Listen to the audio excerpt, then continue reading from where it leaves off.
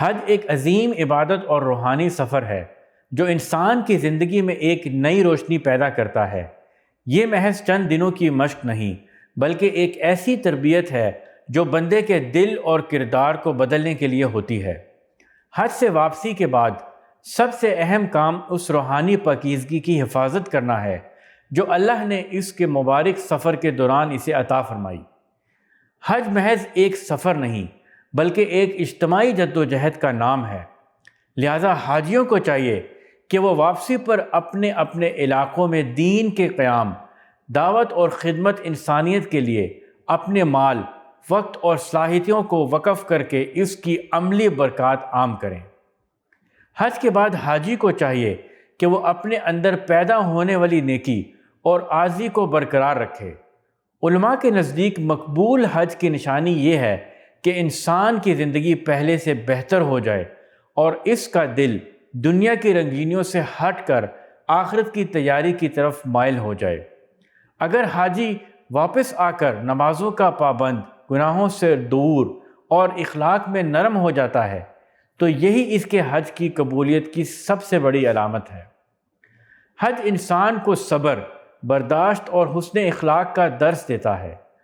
واپسی پر حاجی کو چاہیے کہ وہ اپنے گھر، کاروبار اور معاشرے میں نرمی اور خیر خواہی کو اختیار کرے، خاص طور پر حقوق العباد کے معاملے میں زیادہ حساس ہو جائے۔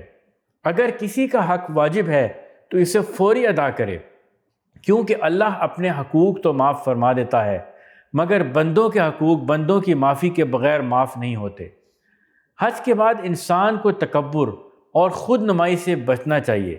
لفظ حاجی کو دنیاوی اعزاز یا فخر کا ذریعہ بنانے کے بجائے اسے اللہ کی دی ہوئی ایک ذمہ داری سمجھنا چاہیے۔